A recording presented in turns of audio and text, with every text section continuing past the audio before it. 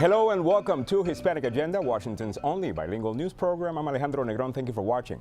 On the agenda today, States of Change. An in-depth and joint report released by 3 major organizations shows just how quickly the racial and ethnic makeup of the country is changing. John Gonzalez will join us later with that report. But first, Venezuela's President Nicolás Maduro is expected to get final approval by that country's Congress, allowing him to enact laws without consulting the legislature for a period of 6 months, basically allowing Maduro to rule by decree. This in response to sanctions announced last Monday by the Obama administration. That's our first topic for our roundtable. I want to welcome the editor-in-chief of El Tiempo Latino, Alberto Avendaño, Judy Pino from the Libre Initiative, and Telemundo Washington's Valeria Aponte. Welcome all to Hispanic Agenda. Thank you. Pleasure to be here. Thank you for being here. So, Alberto Avendaño, I'll start with you. First, let me get your response to the sanctions announced by the Obama administration on Monday. What do you think of those? And also, the response by Nicolás Maduro. Well, first of all, thank you for having me here. I am in a very good company. These 2 ladies probably know more about the issue than I can, but I can tell you something. In all these years, I've been interviewing opposition leaders from Venezuela, students, mothers who have lost their daughters. It is a tough emotional issue. What we have now is a declaration where I perceive a gap between the reality of what it really is, which is pushing certain names, certain peoples attached to the armed forces, to the police, to the security environment of the nation. You're talking about the officials named and sanctioned by the U.S. government. By the executive order.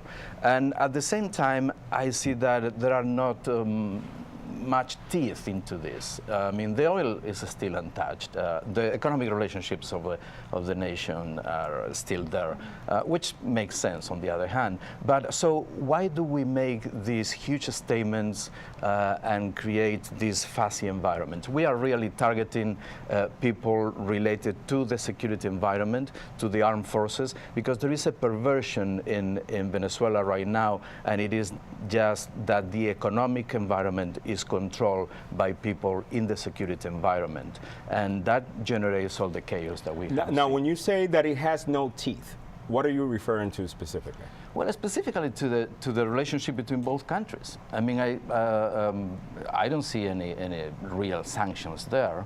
I see targets and I see names of people. For example, the petroleum industry. The oil issue is key, obviously, in a country like Venezuela. Sure.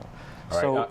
Valeria Ponte, let me bring you in. Last week we had you on and you filed a report about the situation there in Venezuela. What are your thoughts? Yes, exactly. I've talked to various Venezuelans that live here in the area, and adding to what Alberto said, many of them are disappointed, mad, sad, because Maduro keeps talking, but he doesn't talk about the economic crisis going on in Venezuela. The poverty level is extremely high. So there's this back and forth between him and Obama, and he's not focusing on the bigger issue in the country. And people are just sad. Some people are telling me, we're tired of talking about it because nothing is being done. And just the lack of basic goods, Judy, that Venezuelans are dealing with in that country is remarkable. It's a much different country than what we know. Now, let me ask you about this potential rule by decree from Nicolás Maduro that he's expected to get from the Congress on Sunday. This is going from bad to worse. I am just in tears for the Venezuelan people. Maduro doesn't want to talk about the economy because that's the way he wants it. He wants full control of the people. He wants them to be in that status, and that's what communism is. He is playing off the playbook of the Castros. And if history is any indication, unfortunately, these sanctions are not going to have any impact on the lives of Venezuelans. If anything, the sanctions, the U.S. sanctions, which I agree with, all they're going to do is really bring light to what's going on, and hopefully we will get some other countries allied to kind of put some pressure on Venezuela. But I really don't think that it's going to change for the Venezuelan people. Once you lose freedom, it's very difficult to gain it back. All right, and with that, we're going to have to stop this part of the roundtable. Okay. We'll come back with our guests. When we come back, for months, we've been hearing of a stronger job market. But it's a job recovery leaving Latinos behind. Plus, a new TV project by Jennifer Lopez will challenge the perception that Latinos are newcomers. That's coming up with the roundtable here on Hispanic Agenda.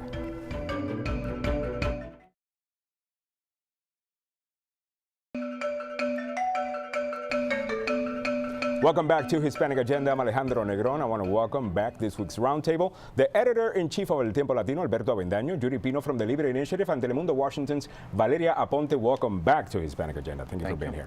All right, so now I want to talk about the Latino unemployment rate. This is our next item. While the unemployment rate for all Americans has been declining since the recession, the latest data from the Labor Department has it at 5.7%, while for Hispanic Americans it's at 6.7%. However, Latinos seem to be outpacing other groups in the job recovery and are now the only major ethnic group back to pre-recession levels of employment. All right, so that's our next topic. Judy Pino, I know you have a different point of view. You don't think it's really the economy is really working out for Latinos? You know, absolutely. Well, it isn't working out for anybody, but especially for Latinos, because ever since the recession, the economy is not working for I don't think the economy is working for anybody, but especially for Latinos who have consistently shown to have higher unemployment rates than the national levels. You know, and now it's even worse for Hispanic millennials who are really stuck in a rut. They are up to 8%, and that is bad news for our economy because the Latino demographic, the millennials, are such a big part of of our demographic, of our population, and they are also the future of our labor force. If we don't get those kids prepared and working in the industries, we are in big trouble. But why is that happening? The kids are well prepared. The kids are well prepared. The quality of the job market maybe it is not as good as what And they they're being deserve. But let's get into the reasons why. Why do you think it's happening? Well, obviously, I think what's not happening? I think government is getting in the way of making it easier for people to create jobs. I think job creators and employers are being forced into programs like Obamacare that I have consistently said is really a burden on employers and doesn't offer employees much respite. But hasn't minority group unemployment rates have always been higher than for the rest of the country? But they don't need Isn't to be that historically so? Well, but no. I mean, in this case, what we're talking about, we're just talking about this section of I mean, we're talking about the last few years where I'm saying that the Hispanic community, and in fact, a lot of Americans across the country have been forced into part-time employment, and that is mostly because we have not grown our economy. But I guess the silver lining here. If you feel so negative and so pessimistic, You don't agree? I agree. You're positive? I agree, and I don't. So if you feel so pessimistic, why is it that for the first time, and this is a good indicator by the Pew Research Center, we see unemployment in the Hispanic population that is not the immigrant population? I think this is a positive outcome, isn't it? Well, I mean, unemployment is actually decreasing, but not at the levels that we would like. But the truth is that Latinos are outpacing other groups in the job recovery.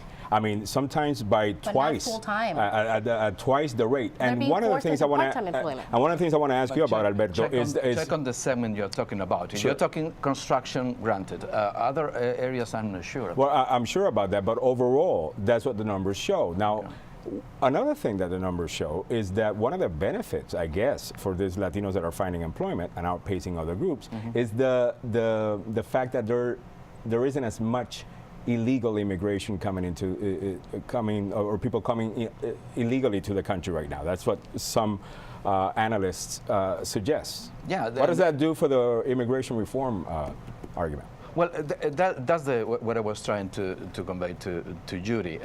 Yes, we are seeing less newcomers in terms of undocumented immigration into the country.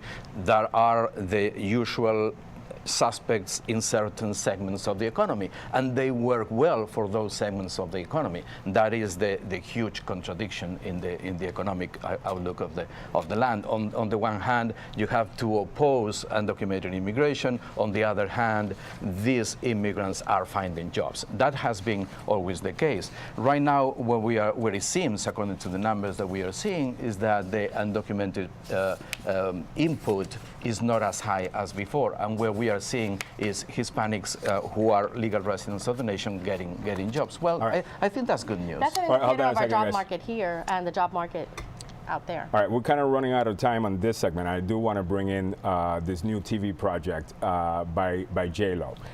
It will be called California. It's a very interesting project. It tells the story of a family, of a Latino family, probably a Mexican family, throughout 200 years of history in the state of California.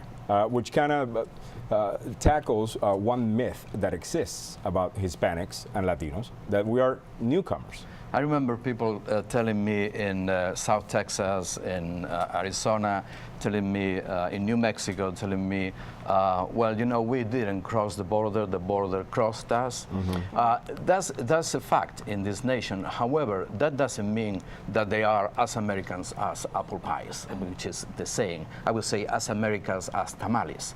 Or tortillas, correct. Correct. Now, Yeah. let me ask Valeria Ponte, tell me a little bit more about the project. Exactly. The project is going to be based on a family and follow their history throughout 200 years and follow the Mexicans, the Spanish, and then eventually, you know, Americans being in the United States. And in possession of that and territory. in possession, exactly. It's about our history and our roots, and it's a different angle JLo is taking, because the reality is a lot of people don't know about the history about this country specifically. It's always the basic thing, the president, Civil War, Revolutionary War, but now she wants to take it in a specific state that, yes, she will focus in California, but Mexicans and Spanish were all over the place in the I mean, United you could States. do a spin-off on Florida, Yeah, exactly. New Mexico, New York. Texas. The thing is that this country is a tapestry. This country can be told from different perspectives, and all perspectives you tell the story is an American story. That has to be said from the beginning. We have been told that the only history about the United States of America is an Anglo history.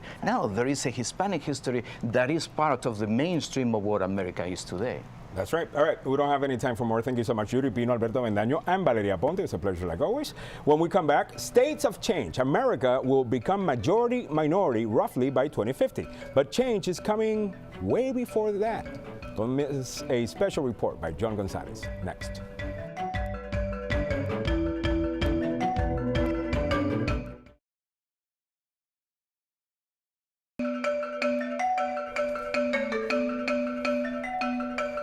Welcome back to Hispanic Agenda. I'm Alejandro Negron. America will eventually become majority-minority. Some estimates suggest that by 2050, no single group will have majority status. What is causing the change in the racial and ethnic makeup of the country? Is it immigration, legal or otherwise? What will this change mean for the country? And will you see it happen before the rest of the country does? Here's ABC 7 News' John Gonzalez.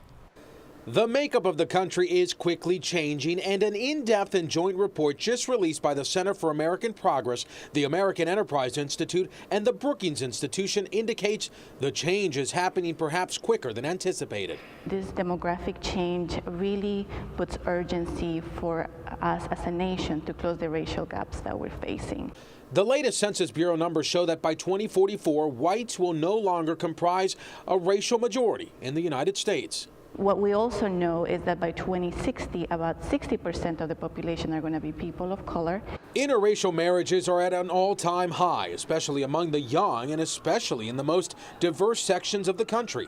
And in just 16 years, there will be a minority white population in 12 states. It's not due to immigration, because most people think that's what's really driving it. In fact, the growth is being driven mainly by U.S.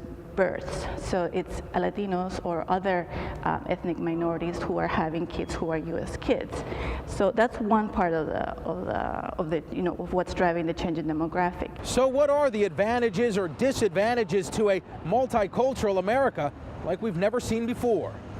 I think that diversity can make us more innovative, it can make us more competitive, it can make us more connected to the global economy. The hugest challenge is how to make sure that the education level of Latinos and other minorities actually improve. And thank you, John Gonzalez, for that report. When we come back, we'll go deeper into this new report with the Center for American Progress, Vanessa Cárdenas. Stay with Hispanic Agenda here on News Channel 8.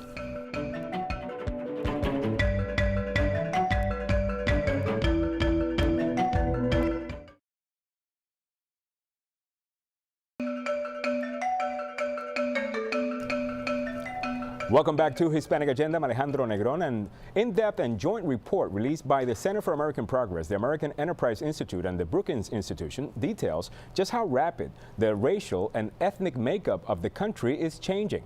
Let's go in depth with Vanessa Cárdenas, Vice President of Progress 2050 at the Center for American Progress. Her work focuses on the intersection of policy and race with a particular attention to demographic changes. Vanessa, welcome to the program once again. Thank you. It's a pleasure to have you on. So first of all, let me ask you, how difficult is it to predict racial and ethnic changes in a country such as this one? Right. Well, you know, it's really not that difficult in the short term. I think the longer you go, it's when it becomes more difficult. But I think in general, what we look at is mainly births, and we know by average about how many kids people of different races have. A lot of this information is based on the census, so we also have the ability to look at historically how population changes have happened and how different ethnic groups are growing or not growing. We also look at immigration patterns as a predictor of what's going to happen in the future. How big is immigration on this report? How big of a reason for the makeup change or the racial makeup change that we're going to experience? That's a really good question, because I think a lot of people assume that the demographic change is being driven mainly by immigration, and that's not the case. I think it's important to first clarify that immigration actually in the last 10 years have actually decreased, and especially among Latinos. This is legal or undocumented? Right, both types of immigration. And you know, a lot of it had to do with the fact that we went through a recession, and as you know, the economy sort of drives also immigration.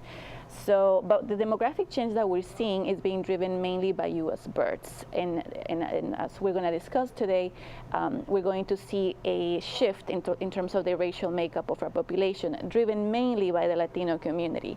And the fact is that even today, the majority of Latinos in the United States, over 60%, are U.S. born. So the majority of Latinos in the United States currently are U.S. born. They are correct. And this is a trend that will continue. Right. So this has to do with the fact that we have more children than the average American? We do, and we're also younger. The average age for non-Hispanics whites is 47. The average age for Latinos is 27. Wow. So there's a huge difference. And in some states, you know, for example, in Virginia, the average age of Latinos is like 17 years old. So, you know, we have a population that's growing, and it's very young and very dynamic, and that's what's driving the demographic change. Now, let me ask you about some of the other reasons that we're going to see this change in racial makeup. Right. What are those? Well, you know, our reports looked at different trends. One is obviously the population change. The census projects that by the year 2040, 2043, we're going to become majority people of color. By 2060, about 60% of the population is going to be majority people of color. We're also going to see that. So this is going to happen way before 2050. I mean, your The project is called Progress 2050. Right. When we started the project, we were looking at previous census data, so you know it's changing. It's soon to be Progress 2040. Right. I'm not going to change the name, but I think the other trend is interesting in the sense that the voter pool is also going to be changing. We're already seeing that the population of kids is already changing. So while we're talking about 2040 or 50, the fact is that today the majority of kids in K through 12 are already the majority kids of color. And we've reported on this extensively here on Hispanic Agenda, because counties like Montgomery County is experiencing that, Fairfax County and others in our area. Now, let me ask you about some of the states. Because yes, by 2043, 2044, the majority of the country will be majority. But some states are going to see that way sooner than that. Right. Yes, by 2060, over 20 states are going to become majority people of color. But in the short term, and we're talking about 2019, 2020, we're going to have states like Georgia, Nevada, Maryland, Texas, so a number of states throughout the United States that are going to see this shift. And also, just because we're going to be majority minority doesn't mean that the electorate, and let me just get into the politics a little bit, is going to be experiencing the same change as soon as just when we're talking about the population of the United States, correct? That's a very important point. We are going to see a growth in the eligible voter pool, but there's a difference between eligible voters and actual voters.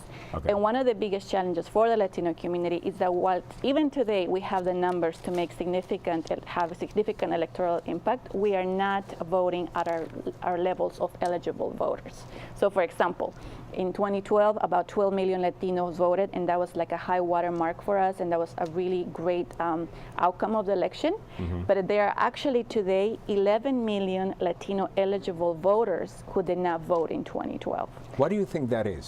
And this is a question that I find myself asking all the time in this program. Right. You know, why don't we participate more? Right. Well, you know, I think it's a number of issues. I think there's definitely a disconnect with the electoral process that needs to be overcome. I think that our electoral process sometimes creates more barriers. But I also feel that people need to really feel connected to the issues that they care about. And for the most part, the only issue that's been mainly covered is immigration. But Latinos care more about other issues as well. So we need to figure out ways. We're not single issue voters. I don't think so. I don't believe that. In fact, all the polls show that our top issue is education, the economy, jobs, healthcare, and immigration. Immigration is really important. Just like any other American. Right. We care about, and I don't think nobody's really speaking to us about the other issues in a way that resonates with the community. All right, Vanessa Cardenas, I think we can continue this conversation for much longer. I'm sorry that we don't have time for more. Thank you so much for your time and for being here. Thank you. All right. Please check out our Facebook page and follow us on Twitter. Tune into Telemundo Washington for the Spanish version of this program, and be sure to join us again next week here on News Channel 8. Have a great weekend, and thank you for watching. We'll be back next Saturday at 6 p.m. and catch a replay at 9 p.m. here on News Channel 8.